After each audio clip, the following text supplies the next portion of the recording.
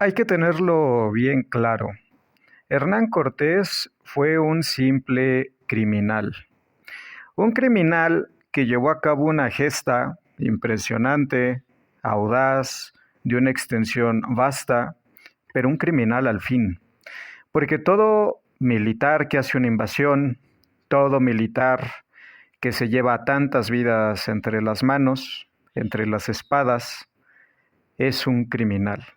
Hay que tenerlo bien claro, pese a que los blanqueadores, los glorificadores, los sonsos negadores pueden afirmar que según es la vuelta de Quetzalcóatl, lo comparan con Jesucristo, lo ponen como una entidad mesiánica.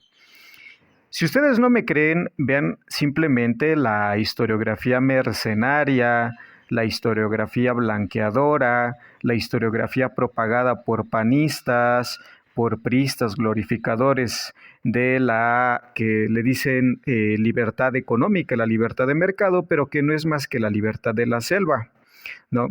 Que hablan sobre el odio, que hablan sobre el desprecio, cuando pues, ellos se la pasan hablando de odio en contra del partido, su rival, ¿no?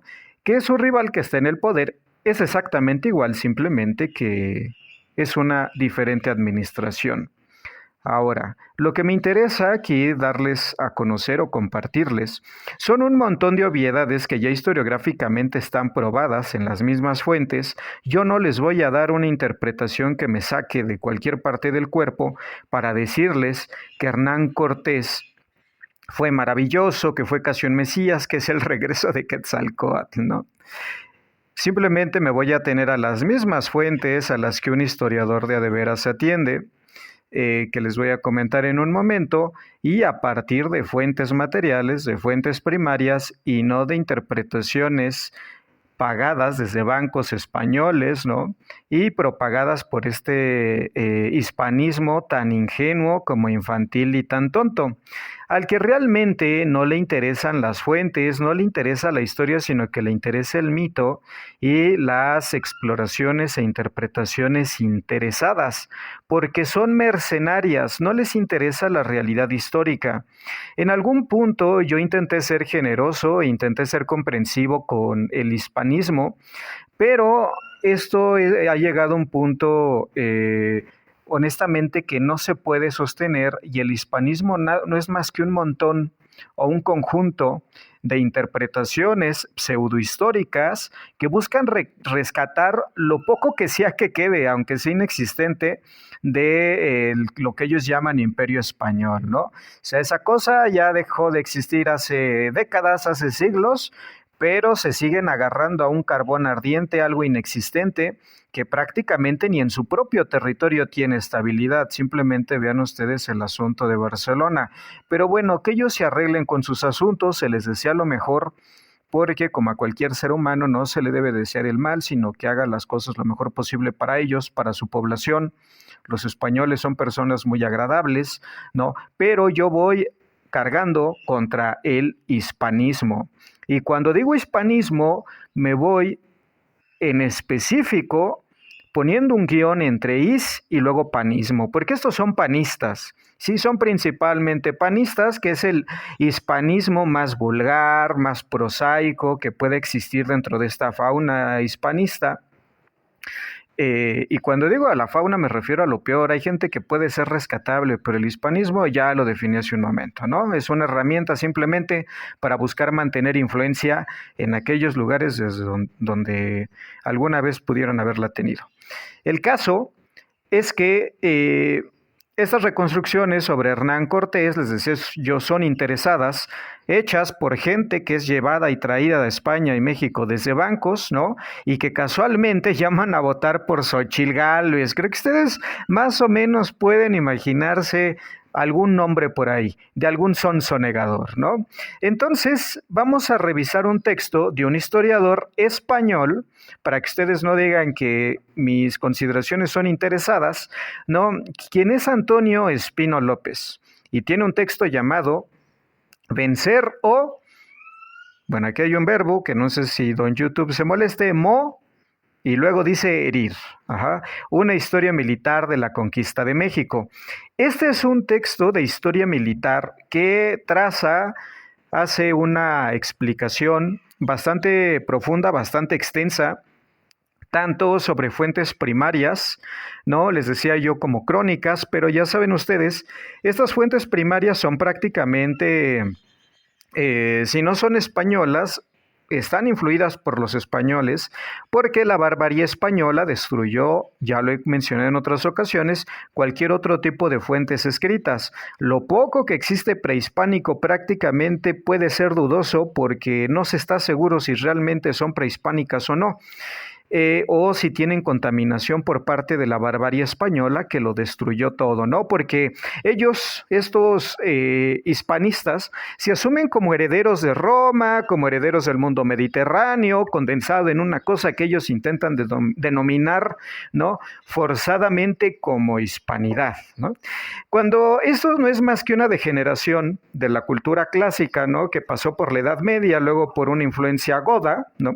Y esta degeneración, que a diferencia de los romanos y los griegos, que a los lugares que extendían su control político, militar y económico, pues dejaban a la gente con sus supersticiones y con sus rituales locos, ¿no? Mientras ellos fueran funcionales política y económicamente, mientras pagaran el tributo, pues que hicieran su desmadre religioso. No había problema. Sin embargo, en la barbarie española, quién sabe si por influencia goda, ellos tienen la propensión a meterle la religión, su propia religión a los demás, ¿no?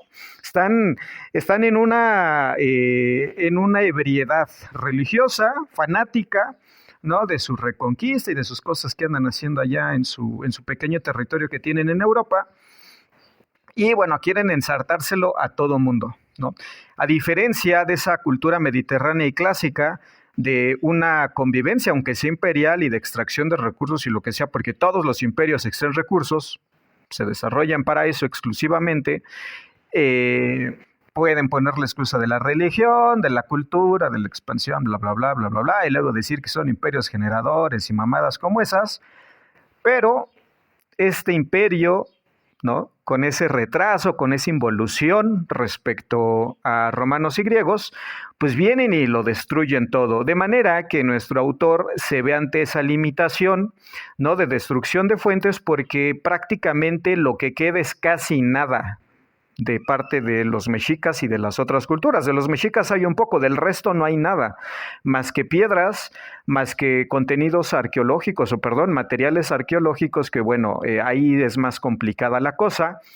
Pero en este momento de este libro, que es una extensa investigación de historia militar acerca de armamento, acerca de armamento tanto de los americanos como de los españoles, ¿no?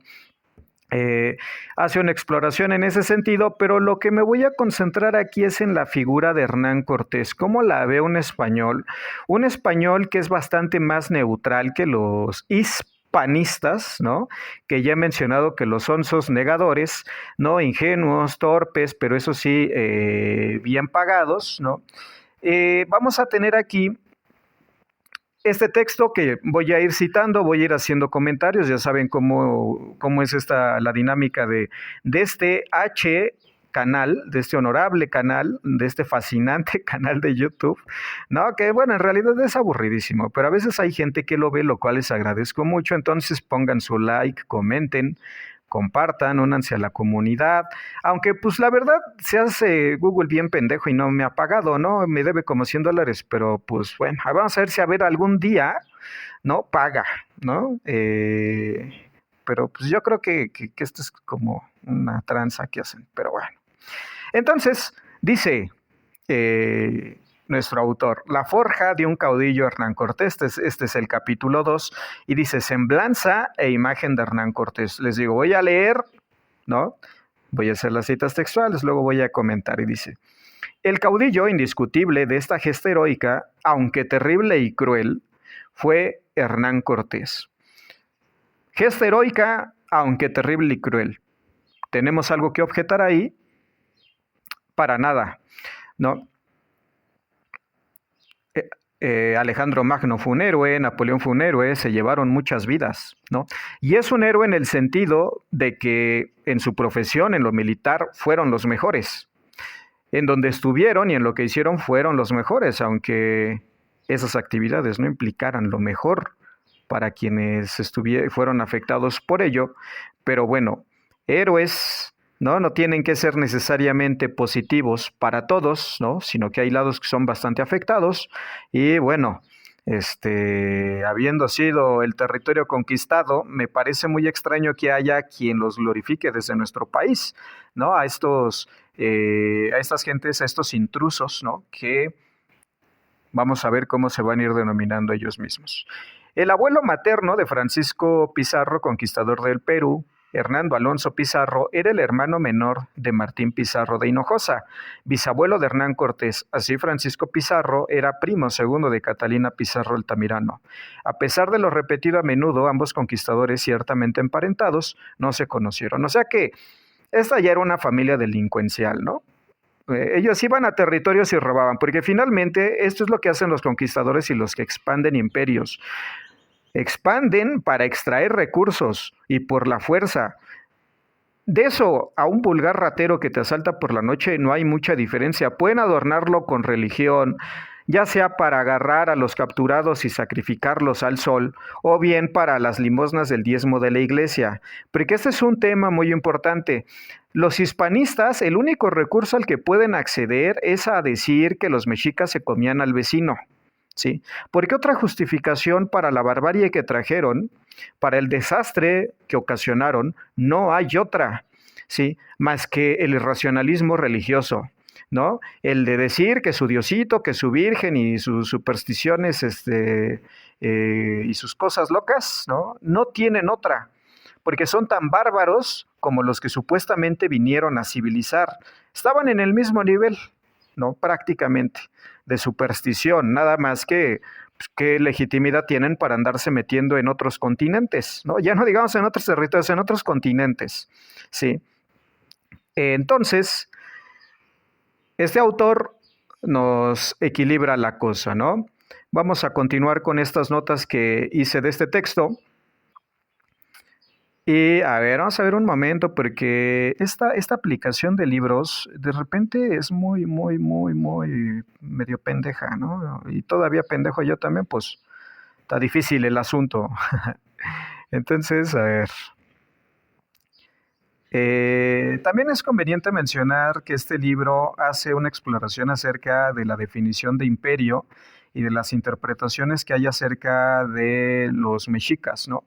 De que si es un imperio hegemónico o si es un imperio territorial, que esa es una reflexión importante porque ese también es un detalle que se les cuestiona o por lo que se les ataca literalmente a los mexicas, diciendo que no eran un imperio porque no tenían un control territorial de manera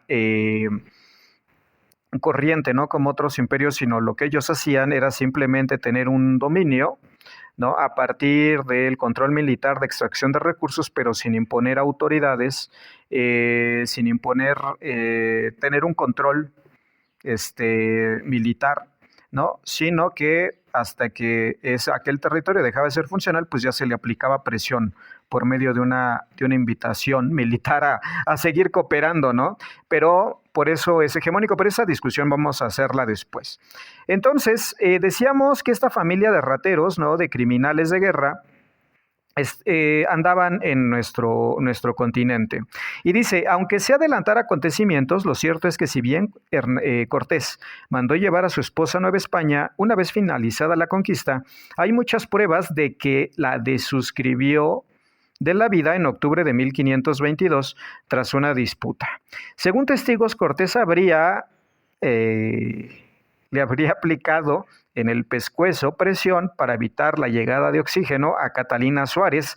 Recuerden que estoy utilizando eufemismos y acomodando las palabras porque ya saben que YouTube es stupid friendly, ¿no? Entonces, y además no paga, ¿no? Aparte, por una causa inmediata y puntual, sus celos al haber sido padre,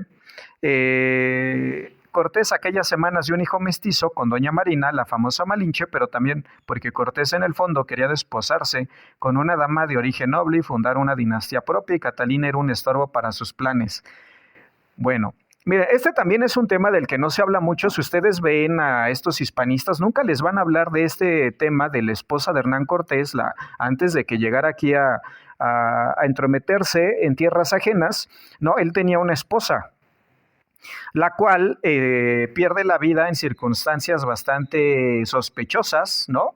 Y bastante convenientes para él en el sentido de que le va a permitir o la posibilidad de casarse.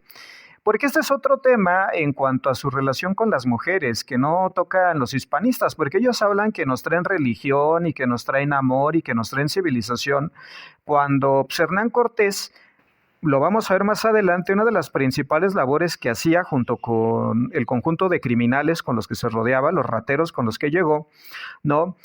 Pues era saquear no solo metales, sino también mujeres, y se las repartía, ¿no? Y se las rotaban como hámsters prácticamente, como animalitos. ¿No? Eso quién sabe qué tanto la Biblia lo podría haber penado, su famoso catolicismo, ¿no? Esta barbarie, esta religión de esclavos, como quizá la definió en su momento Marco Aurelio y otros intelectuales del mundo mediterráneo, ¿no? Que intentaban defenderse de estas creencias barbáricas de pastores de cabras, ¿no? De la edad de bronce.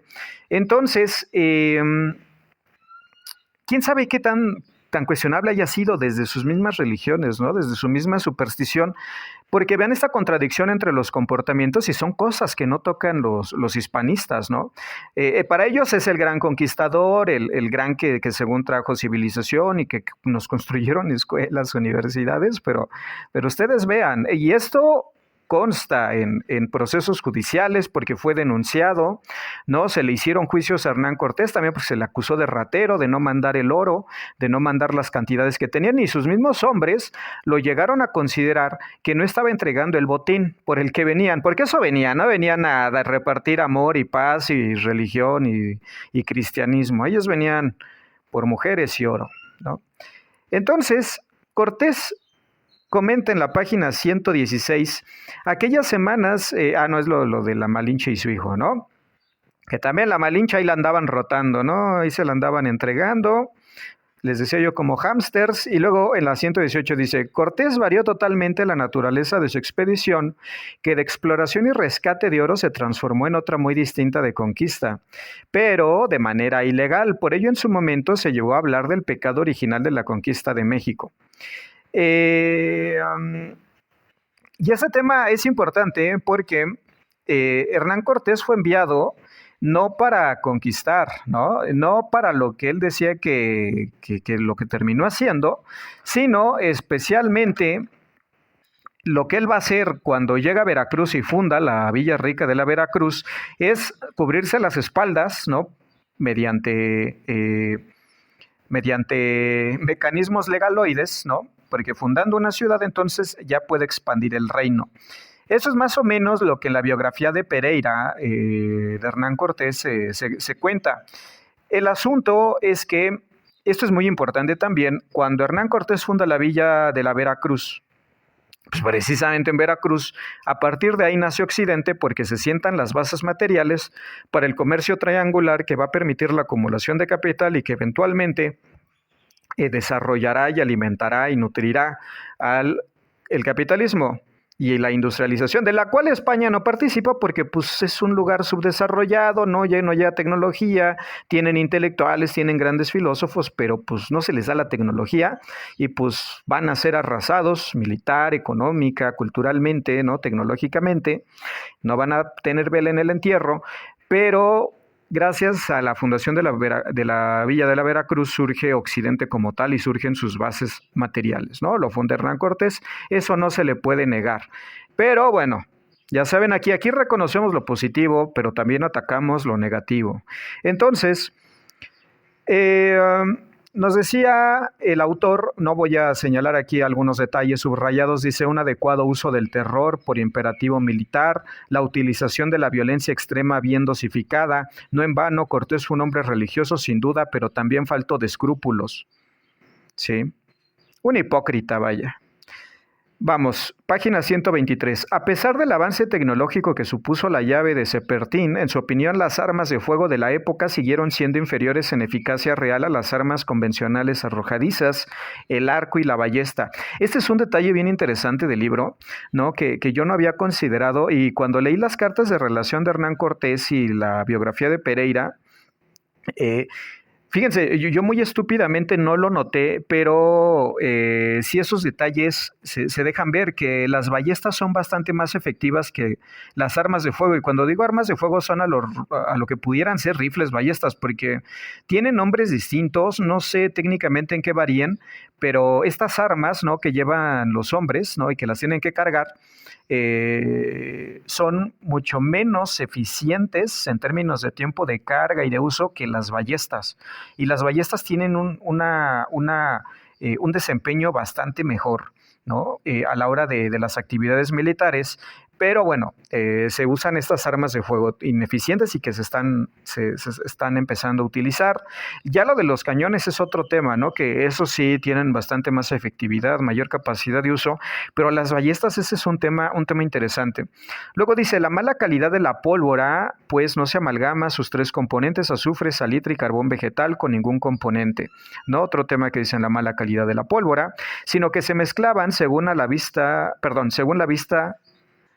No, perdónenme. Aquí sigue hablando de la pólvora y dice, sino que se mezclaban según la receta de cada polvorista. Solo aseguraba un cierto estruendo y la magia del fogonazo, pero la bala debía de salir del ánima del cañón con trayectorias muy irregulares y perdía fuerza a escasas decenas de metros. Además, los cañones quedaban llenos de residuos cada pocos disparos y el arma se inutilizaba hasta su limpieza. Es más, en alguna ocasión llega a asegurar que los piqueros podían ser más efectivos que los escopeteros, ¿no? Aquí están las limitaciones de las armas de fuego. Continúa, ahora bien, el impacto psicológico que causaron las armas de fuego sin duda existió y no se puede menospreciar. En un momento dado, el propio Cervantes de Salazar apunta que cuando los escopeteros lanzaban una salva, los indios se sentían atemorizados.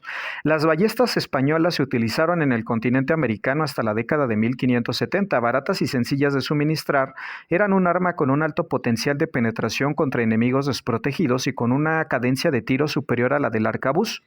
La ballesta era un arma poderosa, dado que en las guerras europeas era común que fuese capaz de atravesar una armadura hasta 65 metros de distancia y darle chicharrón a objetivos situados a 300 metros de distancia, pero no dejaba de ser un dispositivo incómodo que pesaba un poco más de 7 kilogramos, con arcos de acero tan fuertes que tenían que doblarse con un sistema doble de poleas o de manivelas y un trinquete. Además, se tardaba un minuto en cargarse y para dispararla se debía accionar un cerrojo de poco menos de 100 gramos de peso. Bien. Esto es acerca de las armas para que ustedes tengan una idea también de la exploración de este libro, ¿no? De historia militar, que es bastante más profunda, más técnica que pues las tonterías que publican muchos hispanistas, ¿no? Y las que dicen siempre los mismos tópicos, los mismos clichés, lo mismo de siempre. Ahora, continúa nuestro autor. El propio Cortés, no sin un exceso de sinceridad, comenta que al enfrentarse a los escuadrones aborígenes sin ballesteros ni escopeteros, sus cañones hacían tan poca mella que ni se parecía que lo sentían, porque por donde llevaba el tiro 10 o 12 hombres se cerraba luego de gente que no parecía que hacía daño ninguno. En ocasiones la lectura del libro puede ser un poco accidentada porque se citan los textos de la época, reitero, son fuentes prácticamente españolas en su mayoría, ¿no? Porque las fuentes primarias mexicas pues, son minúsculas, reducidísimas, ¿no? Escasísimas, y a partir de eso pues no se puede hacer mucho. Entonces, ustedes aquí van a tener no solo aquí, sino en la mayoría de trabajos de historia sobre estos temas, prácticamente la visión española, ¿no? Que va a glorificar a los españoles y va a menospreciar, y aquí vamos a ver cómo invisibilizar incluso a la carne de cañón aliada que luego va a decir que es conquistadora, como los tlaxcaltecas, ¿no? Que vamos a ver después. Dice, aunque la cita admite una segunda lectura, en el fondo Cortés puede dar a entender también las dificultades de la lucha emprendida y el mérito, por tanto, de su hazaña, porque en sus cartas de relación, recuerden ustedes, forman parte de una campaña de glorificación de su gesta, ¿no? También Cortés escribía muy bien, ¿no? Tenía una pluma poderosa. Quién sabe si haya sido solo su pluma, si no alguien más le ayudó, pero el texto, las cartas de Hernán Cortés no solo valen como un documento histórico, como una fuente primaria, sino también como un texto literario admirable. O sea, Hernán Cortés era un criminal de guerra, pero también un gran autor. Sí, eso no se le debe escatimar y debe de ser leído incluso simplemente por cultura general para que ustedes y nosotros conozcamos los crímenes y también sus hechos, ¿no? Y cómo fue la conquista, cómo se llevó a cabo. Porque eso lamentablemente es lo poco que hay a través de lo cual podemos conocer a nuestras culturas madres, ¿no? Cervantes de Salazar explica con admiración cómo se enfrentaron dos aborígenes a 6 caballeros de Cortés en un momento dado, y pelearon y defendiéronse también de los 6 a caballo, que hirieron 2 de ellos y les dieron chicharrón 2 caballos de 2 cuchilladas, y aún, a lo que vieron algunos de los nuestros, eran tan valientes y de tan buenos brazos, que a Cercén y con riendas les retiraron las cabezas a los caballos que les dieron chicharrón, y esto no fue porque hicieron golpes, sino porque las espadas eran de navajas de pedernales muy agudas, y aunque tenían muchas fuerzas, sabían muy diestramente cortar siblas de obsidiana, ¿no? Esta piedra volcánica que se puede afilar, negra, ¿no? Como la noche, ¿no? Que puede ser afilada, que es un material muy bello, ¿no? Tras semejante descripción, más bien se podría pensar que eran los hombres de Cortés quienes estarían conmocionados ante el poderío de las macanas mesoamericanas. Cortés lo estuvo, pero más bien por la morición de 2 de sus escasos caballos. Nunca hay que olvidar que el número de caballos presentes en la conquista de México fue ridículamente reducido.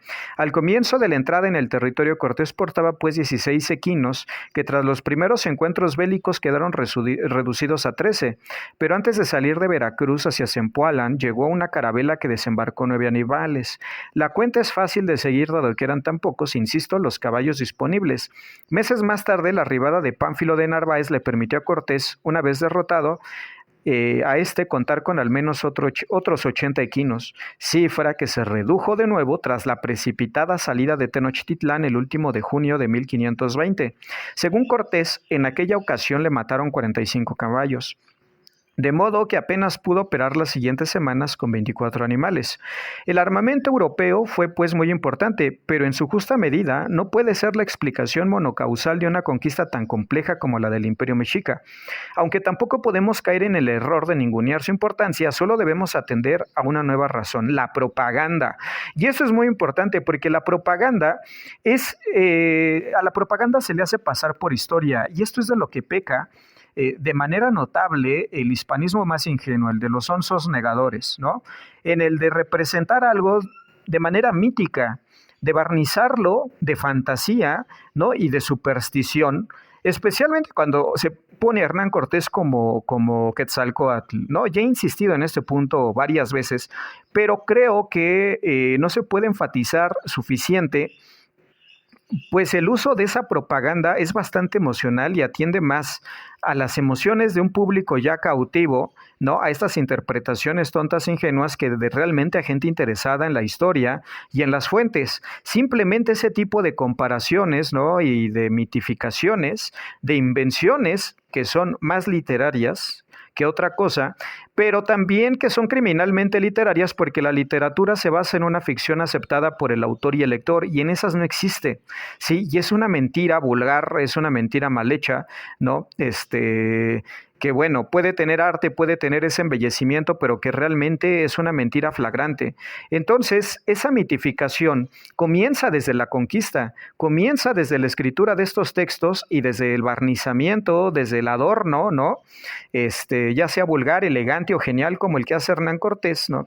Hasta llegar pues a la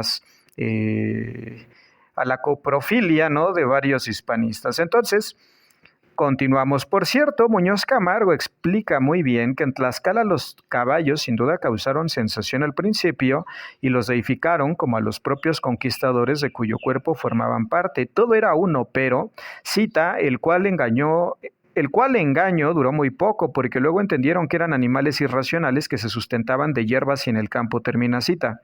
El propio Cortés contribuyó a limpiar su imagen al presentarse como un héroe cristiano en sus cartas de relación, ya lo había mencionado, ¿no? Fray Jerónimo de Mendieta, en su Historia Eclesiástica Indiana, hizo un par de observaciones que, si bien erróneas, conservan toda su fuerza. Creía que el nacimiento de Cortés en 1845 servía para compensar el de Martín Lutero. Hans-Jürgen Prien Es que Mendieta llegue a la conclusión de que el clamor de tantas almas movía a Dios a enviar a Cortés a México para remediar tanto mal, así como antaño había enviado a Moisés a Egipto. Sí, esta comparación, ¿no? Porque en Europa se da la situación de la Reforma con Lutero, ¿no? Esa división del cristianismo que tanto daño le hace a Occidente, hay que reconocerlo, y se ve a Cortés como una compensación, ¿no? Por parte de la historia, de la divinidad, por eso de Lutero, ¿no? Lutero le quita tantos católicos al cristianismo o a la Iglesia Católica, y pues por otro lado, en otro continente, Hernán Cortés se los devuelve, ¿no? Es una comparación genial. A mí me parece, yo cuando la leí la primera vez me agradó mucho de manera literaria, ¿no? Pero bueno, luego se menciona, por otro lado, el grupo invasor, a menudo ayudado por sus aliados, no sintió ningún reparo en darle chicharrón a civiles, quemar cultivos y prender fuego a pueblos y aldeas. Como asevera de Hidrick, cualquiera que sea la merecida reputación de los mexicas por la violencia ejercida, los castellanos fueron incluso brutales, con unas formas de hacer la guerra que desmoralizaron a su oponente. Y aquí, como se cita un autor, no sé si gringo, inglés o lo que sea, pero por su apellido van a salir los hispanistas. Es que están citando las fuentes de los enemigos, los que hacen la leyenda negra, ¿no? Y van a moquear, a sacar las lágrimas y decir que los atacan, ¿no? Esos enemigos imaginarios, ¿no? Que hay que preguntarles si se encuentran en esta habitación, porque esos enemigos son reales, pero ya realmente España ya ni tienen para qué hacerle propaganda negra, ya está acabada. Lamentablemente porque la población lo sufre, ¿no? Pero bueno, eso es lo que hay. Entonces, ¿qué le estaba diciendo? Sí, que por el hecho de hablar o citar a un autor con un apellido tal, ¿no? Van a decir que eso atiende a la leyenda negra, pero el asunto aquí es que el autor de nuestro texto que estamos citando, de Vencero o La Morición, ¿no? Se basa en fuentes hechas por los españoles. Sí, todo esto que se va a mencionar aquí es verificable en las mismas fuentes de los intrusos invasores, ¿no? Cito, en varios célebres capítulos de su magra crónica, el cronista dejó sentado cuál era su principal interés, recordarlos a todos, no solo a unos cuantos, pues la labor de conquista fue colectiva. Y este es un asunto importante, él está hablando aquí de conquista. Se va a hablar siempre de conquista, sí, aunque hay otros que quieren maquillar la intrusión, ¿no? Y todo este desastre y barbarie española, ¿no? De decir que no fue conquista porque eran muy poquitos y militarmente no se puede conquistar así, ¿no? Pero el asunto es que cuál fue la cultura, la religión, el idioma que terminó prevaleciendo en las culturas, en el estrato dominante, el de los españoles, ¿sí? Entonces, ¿cuál es la diferencia entre ello y lo que hacían los europeos u otros europeos en las costas de África, o lo que hicieron los estadounidenses en la parte de las 13 colonias? ¿No? Porque unas veces van a alabar el mestizaje y otras veces van a decir, no, es que los españoles eran muy poquitos y por eso no fue conquista, ¿no? Mientras la plata fluía para allá, ¿no? Mientras había una situación de extracción de recursos como la de cualquier imperio colonial. Entonces, en varios célebres capítulos de su Magna Crónica, el cronista dejó sentado cuál era su principal interés, recordarlos a todos, no solo unos cuantos, pues la labor de la conquista fue colectiva. De manera que se podría decir que si bien todo el mundo es bueno para la morición luchando, también lo es para ser recordado. Bernal Díaz siempre le echó en cara por otro lado, a su idolatrado capitán general Cortés, que en sus cartas de relación no se acordase de ellos, porque también este es otro tema. Hernán Cortés lo que hizo cuando escribió sus cartas de relación fue para glorificarse a él, sí, glorificar su misión, glorificar a sus hombres, pero él es el protagonista, él era el chingón, él era el macho alfa, ¿no? Y pues oscureció la figura de otros que participaron y que sacrificaron sus existencias por mujeres y oro, pero sacrificaron sus existencias al fin, ¿no? Más en aquel tiempo que escribía su majestad, toda la honra y pres de nuestras conquistas se daba a sí mismo, y menciona conquistas, ¿sí? Para estos tlaxcaltecas que se sienten conquistadores, y no hacía relación de cómo se llamaban los capitanes y fuertes soldados, ni de nuestros heroicos hechos, sino escribía su majestad: esto hice, esto mandé a hacer a uno de mis capitanes, y quedábamos en blanco hasta ya la postre, que no podía ser menos que nombrarnos. Díaz del Castillo traza unas breves biografías de sus compañeros en las que resalta este o aquel aspecto y cuál fue su destino en la vida, a menudo truncado por la morición en combate contra los indios. Unos pocos son descritos como hombres de fortuna sobrevenida en el Nuevo Mundo. Siempre se resaltará la figura de las amancebadas de los grandes oficiales sin grandes tapujos, una vez bautizadas, a pesar de la prohibición expresa de tales prácticas, según dictó el gobernador de Cuba, Diego Velázquez. Se iban rompiendo la ley, tanto de su superstición católica como la ley de sus mismas autoridades, ¿no? En este caso de Cuba, de donde venía Hernán Cortés, ¿no? O sea, venía pasándose la ley, la de arriba y la del suelo, la terrenal, por todo el cuerpo, prácticamente haciendo lo que le daba la gana, por el derecho de fuerza, como un bárbaro, como un criminal, ¿no? Como un forajido, prácticamente. En casi todos los lugares por donde pasaba la hueste conquistadora, en casi todos los lugares por donde la hueste conquistadora pasaba, recibía además indias esclavas para su servicio. ¿Y qué hacían con ellas? Seguramente les leían la Biblia, ¿no? Las ponían a rezar el rosario, les daban clases de español, ¿no? Porque ellos querían transmitir su cultura, evidentemente. ¿Ustedes creen que se las iban a dar, que se las iban a que iban a hacer otra cosa con ellas? No, amigos, porque ellos eran muy cristianos, muy católicos, y les iban a leer la Biblia y a rezar el rosario, iban a tejer, ¿no? A lo mejor traían estambre en su barco, ¿no? En sus barquitos, y pues ahí estaban las esclavas, ¿no? Pues haciendo chambritas, ajá. Entonces, no tengan malos pensamientos, ¿sí?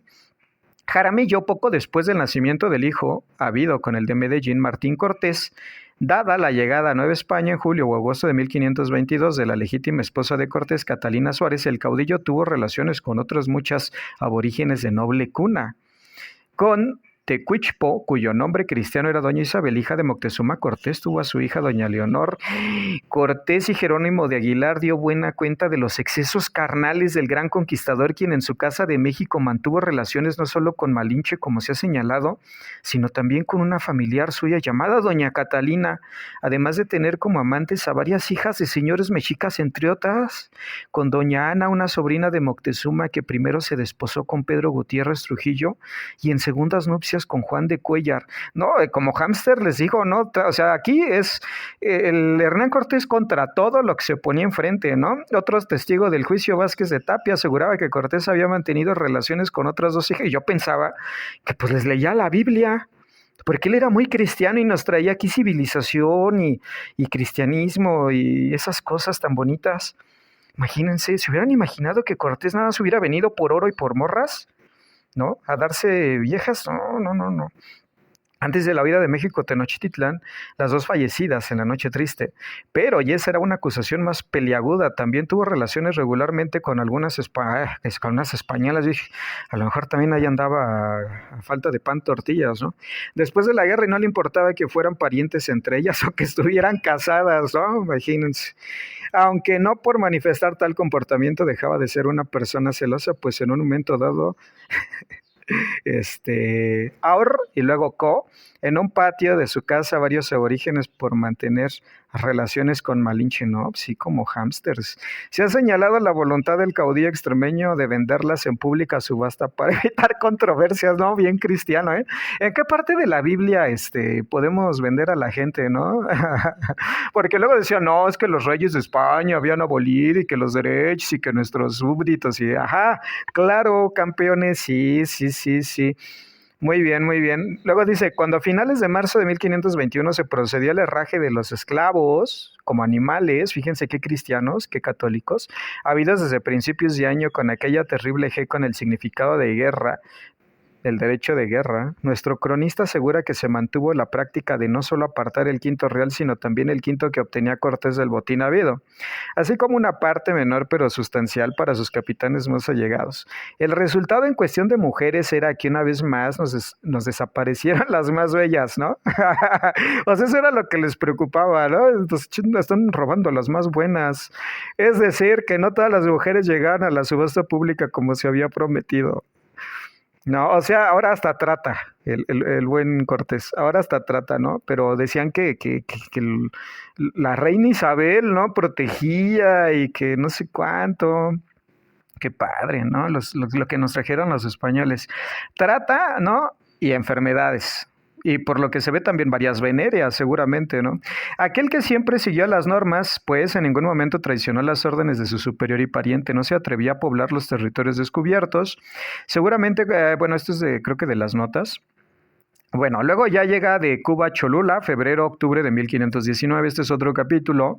Dice, según testimonio del propio Cortés, su contribución representó dos terceras partes del coste de la armada y el gobernador aportó el tercio restante. Esto fue una inversión, la inversión que Cortés hizo para venir a robar, ¿no? Porque dice, vamos a saquear y pues de ahí vamos a sacar ahora sí que la plusvalía. Cuando Velázquez realizó los primeros movimientos para destituir a Cortés de su cargo de capitán general de la Armada, este logró atraerse a su causa casi todos los deudos, parientes y agentes velasqueños, lo que demuestra no solo la codicia imperante en el momento, pues todos tenían muchas ganas de prosperar y sabían que las ocasiones debían ser aprovechadas, sino también la capacidad de liderazgo y convocatoria de Cortés, además del cansancio por los muchos años de administración de Velázquez, que no había podido contentar con los repartimientos de indios concedidos a mucha gente, lo cual hubiera sido por otro lado un imposible. Hagan favor ustedes de investigar qué era el repartimento, ¿no? En qué situaciones se daban, cómo esto iba a tono con la defensa de los derechos humanos que hacían los reyes de España, ¿no? Que estaban muy preocupados por los derechos humanos. Una cuestión no menor es si Cortés leyó el requerimiento a aquellas gentes antes de iniciar sus operaciones. A pesar de las insinuaciones lingüísticas de Díaz del Castillo, que en varias ocasiones habla de requerir a los indios que se mostrasen pacíficos y aceptasen la soberanía de Carlos I y el cristianismo. Su insistencia sin duda fue producto de sus deseos a posteriori de maquillar lo sucedido. O sea, llega un extraño y así de huevos, queremos obediencia a nuestro rey y a nosotros, ¿no? ¿Y qué esperaban? Que les dijeran, no, sí, a huevos, sí, nosotros obedecemos lo que usted mande, ¿no? ¿Qué quiere, que ya vayamos a trabajar de una vez o hasta mañana, ¿no? Entonces, Bernal Díaz abunda en presentar a los caciques tabasqueños la figura del monarca hispano como el emperador Don Carlos, cuando la acción referida se situó en marzo-abril de 1519 y la elección imperial se produjo el 28 de junio del mismo año. Con todo, Cortés aseguraba en su primera carta que el procedimiento habitual antes de iniciarse cualquier acto de violencia era avisar en 3 ocasiones a través de los intérpretes de que no se deseaba pelear y se levantaba acta ante notario. Dicha actuación denota en todo caso cierta preocupación ante la evidencia de que las cosas debían hacerse en toda regla y tal como se exigía desde la corte. O sea, somos rateros, pero son rateros decentes, ¿no? Somos unos bárbaros, pero todos lo hacemos conforme a la legislación. Malitzin, que tuvo un hijo con Cortés en 1522, como se ha señalado, Martín Cortés, sin embargo, en 1524 se casó, o mejor, fue casada con un conquistador Juan Jaramillo, y el matrimonio recibió 2 pueblos, Solutla y Jaltipan, a modo de dote de la novia por parte del por entonces gobernador general de Nueva España. O sea, se las dan, se las regalan, ¿no? Ya ven que como hámsters, ¿no? Son hámsters aquí. Dice, tras dar a luz una segunda hija en 1526, esta vez de Jaramillo, Malinche se fue al paraíso de los traidores en 1527. En su segunda carta de relación hace mención de ella en el momento de narrar los sucesos de Cholula de una manera casi anecdótica.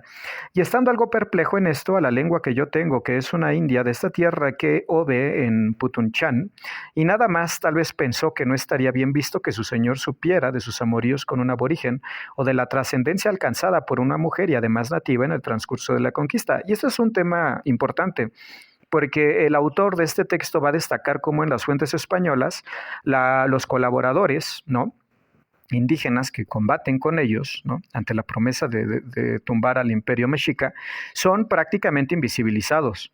Ellos son como accesorios, ¿no? Son como llaveros que son llevados a combate, son llevados como carne de cañón para preservar la vida de los españoles, ¿no? En lo posible, de los caballos incluso, ¿no? O sea, porque para ellos los indígenas son desechables. ¿Sí? O sea, ellos no son conquistadores, y esto tiene que quedar bien claro, eran la carne de cañón, ¿sí? Eran objetos desechables, donde prácticamente un caballo era más valioso, un cañón era más valioso que ellos. Y este tema tiene que ser remarcado porque esta historiografía, ¿no? De sonsos negadores nos da esta idea de que los tlaxcaltecas fueron conquistadores. Y esta pregunta es recurrente, a lo mejor ya la han escuchado emitida por mí, pero el hecho es que ¿dónde está la cultura tlaxcalteca? ¿Sí? ¿Cuál es la literatura tlaxcalteca? ¿Dónde está su religión? ¿Dónde está su lengua? ¿En dónde se expandió?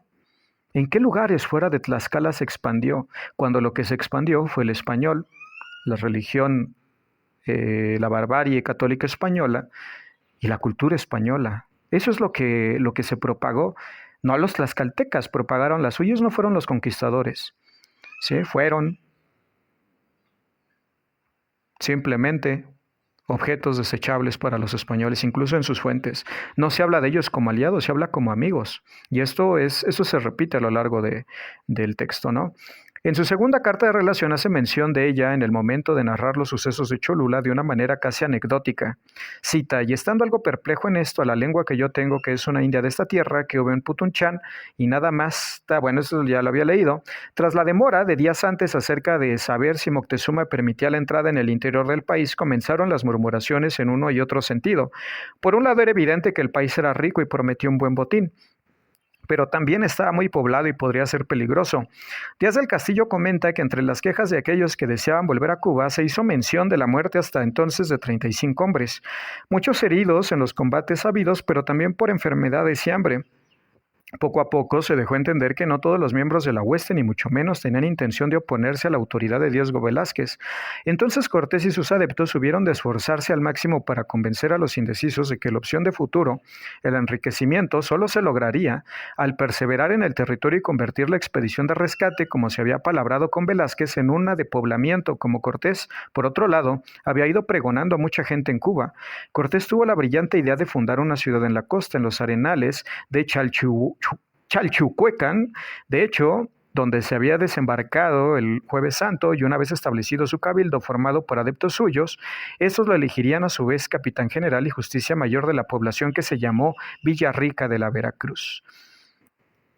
Larga gloria a la capital jarocha. El de Medellín tuvo mucho cuidado en argumentar, y aquí sus conocimientos jurídicos le ayudaron, que la fundación de la ciudad se hizo tras atender la solicitud de sus hombres en ese sentido. Además, los nobles e hidalgos que conformaban el cabildo entendían que los poderes que tenía Cortés hasta entonces, otorgados por el gobernador Velázquez, ya no estaban en vigor y era necesario, pues, que alguien los ejerciera en nombre de Juana y Carlos de Castilla. Así la desvinculación con Velázquez, quien además solo estaba interesado en rescatar oro para su peculio, sería total. Con la fundación de la nueva ciudad aumentarían los dominios reales y el soberano recibiría oportunamente la quinta parte de los beneficios, como solía hacerse de haberse firmado una capitulación de conquista. Es decir, Cortés, completamente consciente de lo irregular de su acción, procuró comportarse como si su expedición fuese de conquista. Por ello se comprometió a actuar con los aborígenes como si les hubiese leído el requerimiento a pagar a la corona el quinto real.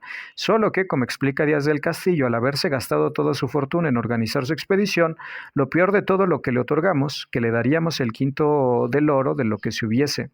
Después de sacado el real quinto, de entrada, por influjo de Cortés, se decidió en su momento enviar a Carlos I todo el botín habido hasta aquel momento. Con fecha del 13 de noviembre de 1518, Carlos I daba permiso a Diego Velázquez de conquistar y poblar las tierras donde operaba el caudillo extremeño. El gobernador de Cuba, pues, disponía de una capitulación de conquista, de modo que cualquier postura que tomase el de Medellín, si no acataba aquella nueva situación, equivalía a una declaración de rebeldía. O sea, ni siquiera en su gobierno, para sus autoridades, él acataba la ley. Estaba en rebeldía Amiguito Hernán Cortés, ante tales noticias es lógico pensar que en Villarrica los ánimos comenzaron a mudar y lo hicieron. Todos aquellos que no estaban dispuestos a seguir adelante, a jugarse su vida en una conquista incierta en un país muy poblado, ni a levantar las iras del adelantado Velázquez, decidieron regresar a Cuba. De hecho, un grupo formado por Pedro Escudero, Juan Cermeño, Gonzalo de Umbria, Bernardino de Coria, el clérigo Juan Díaz y los hermanos Peñate, decidió tomar uno de los barcos, bastimentos y marcharse a Cuba sin permiso de Cortés, aunque Coria se arrepintió y confesó el plan completo al de Medellín, que acabó por mandar ejecutar en la OR y luego K a Escudero y Cermeño, ¿no? Porque era muy cristiano, ¿no? Y él respetaba mucho los derechos humanos.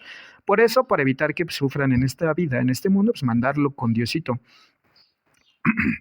Entonces, y a Cermeño, dice, mutiló y le quitó a Umbría, le retiró amablemente los dedos de un pie, mandó dar 200 azotes a los Peñate e hizo una severa advertencia al padre Díaz. El caudillo justificó los hechos de la siguiente forma. Cita, algunos se me quisieron alzar, vistas las confesiones de estos delincuentes, los castigué conforme a justicia, y a lo que según el tiempo me pareció que había necesidad, ¿no? Cristianísimo, ¿no? Cristiano, defensor de los derechos humanos, ¿no? Evidentemente. Continuamos.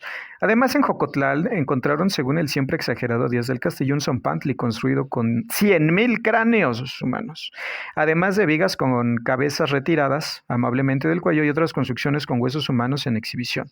Una muestra más de la religión demoníaca practicada por aquellas gentes, según siempre la percepción de la hueste invasora. 100,000. No, porque aquí también este es un tema. Los números exagerados. Cuando hablan de estos temas, ¿no? Que son impactantes como propaganda, que son propagandísticamente impactantes, quería decir, no encontraba la palabra, no lograba recordarla, no, se hace una exageración de los números. Los zompantlis, quisiera preguntarle a usted que me escucha, ¿cuántos restos se han encontrado en los zompantlis que se han descubierto? ¿Cuántos en total? ¿Podrían cubrir esos 100,000 y todos esos que se dicen? Sí, porque si no, no estamos hablando de rituales, sino prácticamente de un rastro de gente humana, ¿no? De un expendio de carnitas de gente, ¿no? Entonces, esos números son siquiera arqueológicamente respaldables.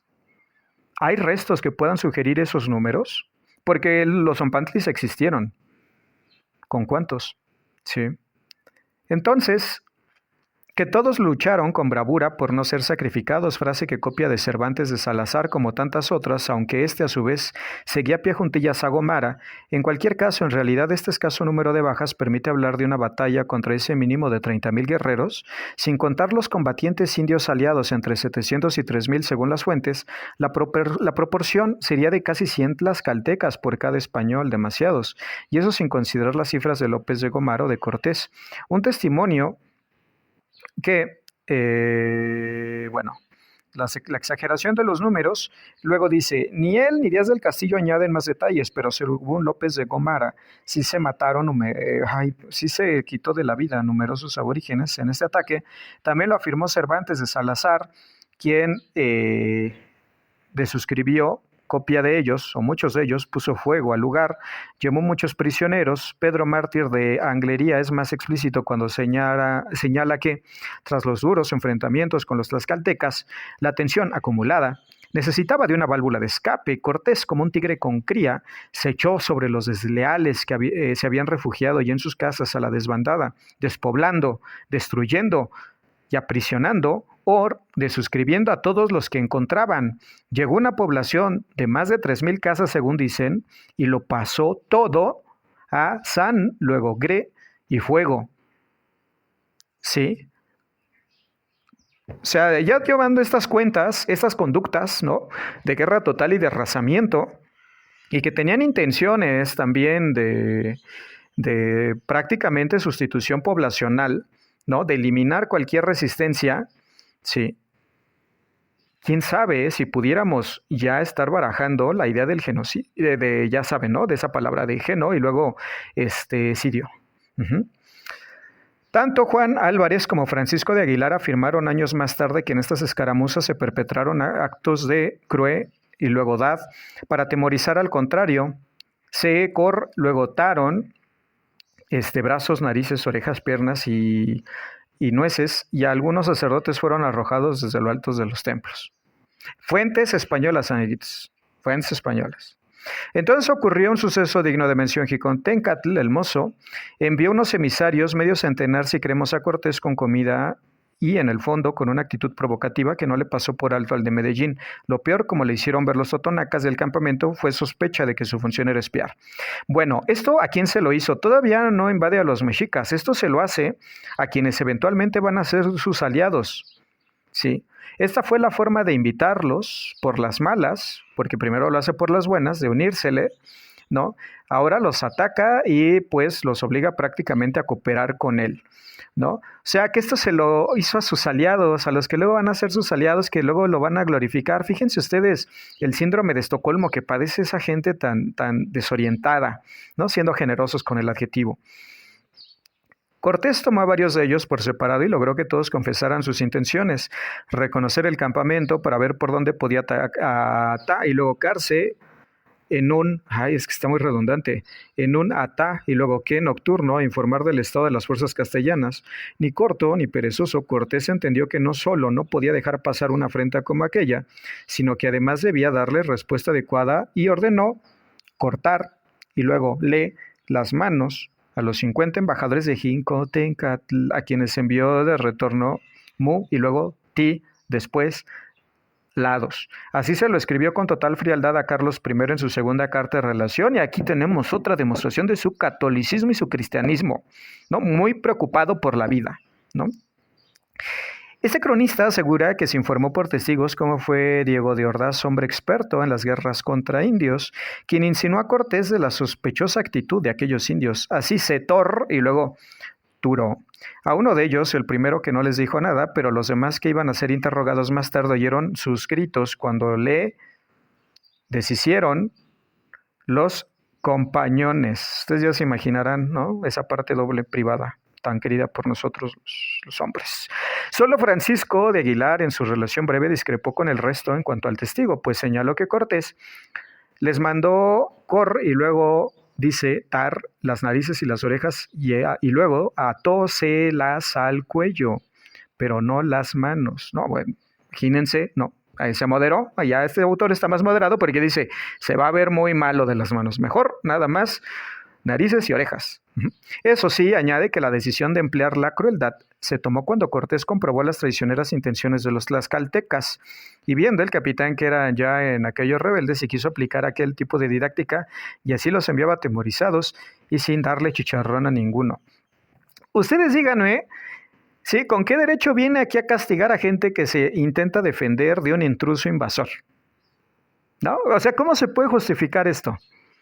¿Cómo lo pueden justificar los hispanistas? ¿Sí? ¿Cómo puede justificar esto cualquiera? Cualquier biógrafo, cualquier interesado en la historia, cualquier historiador, cualquier aficionado, ¿cómo puede defender a un tipo que hacía estas cosas? ¿Sí? No se trata de demonizarlo, de satanizarlo, de hablar simplemente cosas malas de él y de no reconocerle nada. Pero también esta tendencia a glorificarlo, a verlo como un héroe, o sea, era un militar que era bueno en lo que hacía, pero recuerden ustedes lo que son los militares, a lo que se dedican, a lo que se les paga, ¿sí? Entonces, ¿qué pasa aquí? Hay una situación de ceguera ética, de ceguera moral, ¿no? De decir, es que esos eran otros tiempos, es que su cristianismo no defendía esas cosas, su iglesia oficialmente rechazaba eso, ¿no? Supuestamente sus reyes hacían reglamentos para proteger a los indios según, ¿no? Y nos dicen que los españoles estaban muy preocupados porque nuestros habitantes previos, ¿no? Nuestros ancestros se comían al vecino. Venían según ellos a civilizar y a defender y vean cómo lo hacían. Sí, es que es una cosa notable, ¿no? Un problema cognitivo que tienen esta gente y no es porque sean idiotas. Ellos saben muy bien lo que implican estas defensas, pero ellos Les conviene porque son funcionales a un sector económico y político que financia este tipo de cosas. No por nada, bancos interesados en este tipo de historiografía la promueve y seguramente la financia y ustedes van a encontrar por ahí algún periodista que pueda confirmarlo en algún momento. Sí, este es el caso de mercenarios de la pluma que se hacen llamar historiadores como Krause, Aguilar Camín, los onzos negadores. O sea, ustedes vean esta gente que defiende a este tipo de gente, ¿no? Y esta gente que luego va a defender a los cristeros, y luego esta gente que va a defender al Yunque, y luego esta gente que va a defender a lo más reaccionario de la historia de México, a los que están en contra de la Constitución del 57, de la separación de la Iglesia del Estado, de la soberanía energética con Cárdenas, de esos panistas, ¿no? Ese partido de traidores que se creó a partir de la resistencia a las políticas de Cárdenas, que no son sino los descendientes de aquellos que trajeron a Maximiliano, y luego dicen que Maximiliano era muy liberal, porque es muy liberal irte a otro país, ¿no? Y decir que los vas a gobernar porque ellos te pidieron que fueras, o sea, no, este loquito de Maximiliano, y luego la otra, ¿no? Que también enloquece, yo creo porque estaban igual de marihuanos los dos, ¿no? Son glorificados por esa historiografía que habla de esto, que glorifica a Hernán Cortés y este tipo de prácticas. Porque si se glorifica a Hernán Cortés, se glorifica toda su existencia, la trata de personas, ¿no? El reparto de mujeres como hámsters, porque todos contra todos, ¿no? Entonces, sí, simplemente se puede defender a Hernán Cortés, se le puede seguir glorificando de esa manera. Yo creo que no. Se le debe tomar como cualquier personaje histórico, reconocersele lo que pueda reconocerse, sus capacidades, aunque sea para el crimen, ¿no? Aunque también su pluma, ya les decía yo, se le debe reconocer. Pero una cosa es simplemente valorarlo de manera fría como un personaje histórico. Otra es glorificarlo, y también está el otro lado de simplemente demonizarlo y desecharlo de la historia. Él tiene un lugar, quizá junto con Victoriano Huerta, ¿no? Y otro tipo de gente de esa calaña. Pero a mí me llama mucho la atención estas glorificaciones que se hacen y que son interesadas y que no tienen nada de históricas, sino simplemente son mercenarias, ¿sí? Prácticamente son de plumas que se alquilan para intereses y glorificar una historia tendiente a eventualmente llamar al voto por Xochitl Gálvez. Es que no sé si ustedes me entienden la claridad de este tema, de lo que les estoy mencionando, cómo las piezas se conjugan de manera tan coordinada, ¿no? Y terminan siempre en lo mismo, apoyando al PAN, apoyando a ese tipo de gente, apoyando a alguien casi cerca de tener problemas cognitivos como Xochitl Gálvez para la presidenta, que del otro lado, ¿no? Los otros partidos y el partido en el gobierno, honestamente, no están muy lejos de aquellos. Pero ese es otro tema, ya me meteré con la pseudoizquierda mexicana después, pero ya saben ustedes, la democracia es elegir al menos malo, ¿sí? Es lo que hay, y con eso se trabaja. Y honestamente, hacerle el caldo gordo a gente como Xochitl Gálvez, creo que a menos que uno le paguen, ¿sí? Y yo me imagino que muy bien, ¿no? Pero eso es imposible de hacer, simplemente por sentido común. Ya no digamos lo de Xochitl Gálvez, lo esto de Hernán Cortés y lo que les he estado narrando y todos esos vínculos ideológicos y pseudohistoriográficos, porque de hecho ese debe ser un tema de investigación, esta leyenda negra mexicana que se está constituyendo y los autores mercenarios con estas ideas tan tontas, porque prácticamente sus textos no deben ser tanto objeto de análisis, son muy obvios, son muy toscos, son muy vulgares, sino toda la reconstrucción en total, cuál es el relato que ellos están persiguiendo, ¿no? Porque también hay otro tema que a mí me parece sobrevalorado y bastante vulgarmente elaborado, que es el de la famosa guerra cultural, que no es más que una guerra de propaganda, que es lo que siempre se ha hecho y de ello forma parte, ya sea la historiografía bien hecha, como la simple propaganda, que no es más que pseudohistoria. No, o sea, estos textos de defensa de Hernán Cortés y de glorificación del hispanismo prácticamente están cerca del terraplanismo, es terraplanismo histórico eso. ¿Sí? No tienen cómo defender sus posiciones. Ustedes les voy a seguir leyendo en otro episodio de este hermoso, no, y culto programa, además de entretenido y para nada aburrido, ¿no? De las andanzas de Hernán Cortés y todos sus tropelías, ¿no?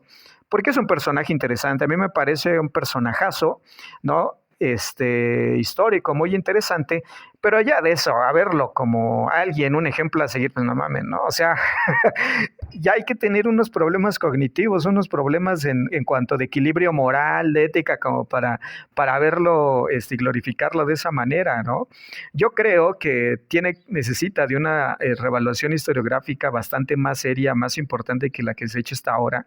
Pero sí, ya eso de verlo como Quetzalcóatl, no mames, los pinches son negadores, ¿no? O sea, por Dios, estaban pedos cuando escribían esas cosas. Y discúlpenme que lleve la conversación a un abismo o a un pantano como ese y con ese tipo de vocabulario, pero es que esa gente está en ese nivel, ¿no? O sea, es una situación incluso vergonzosa. Y les reitero, no es que sean estúpidos, simplemente ya están vendidos y hacen algo desagradable porque para eso se les paga, ¿no? Precisamente para eso se les paga, para pasar por esas vergüenzas, ¿no? Para aguantar, ¿no? El ir contra el sentido común y alimentarle la cabeza, alimentarle el gañote ideológico pues, a toda esa gente que no piensa en términos críticos, sino que simplemente se alimenta, ¿no? Se llena de aquellos textos que comulgan y que resuenan con las creencias que ya tienen, con sus prejuicios. No les interesa la crítica histórica, no les interesa la historia, por eso ellos están interesados simplemente en la ideología y la propaganda. De manera que si llegaron hasta aquí, les quiero agradecer grandemente porque ustedes le dan vida a este canal, ustedes me hacen que yo continúe intentando hablar de temas importantes realmente, no de baratijas, ¿no? Bueno, de repente sí hablo del Chavo del Ocho, cosas así, ¿no? Pero pues eso es para calar, a ver qué tanta atención requieren esos temas. Por fortuna ese tema no pegó. Entonces voy a irme sobre temas que ustedes yo veo les interesan más, que es esto del hispanismo, porque la filosofía no les llama la atención, no les interesa ver crítica filosófica, sino la crítica y el ataque a la ideología. Y bueno, es lo que voy a hacer, ¿no? Yo voy a hacer lo que ustedes me indiquen con sus likes, con sus compartidas, con sus comentarios y pues lo del hispanismo parece que les llama mucho la atención y pues si eso es lo que quieren, eso les ofreceré, ¿no? Porque este canal no solo es capricho mío, no solo debe ser un masaje al ego, ¿no? Sino que también debe servir para lo que ustedes me indiquen que pudiera ser útil. Y bueno, eso es una forma de compartir lo que sé, lo que he aprendido, lo que he investigado. Y pues también es algo que me divierte y me permite cotorrear con ustedes. Les agradezco mucho. Tengan una excelente semana y pórtense bonito.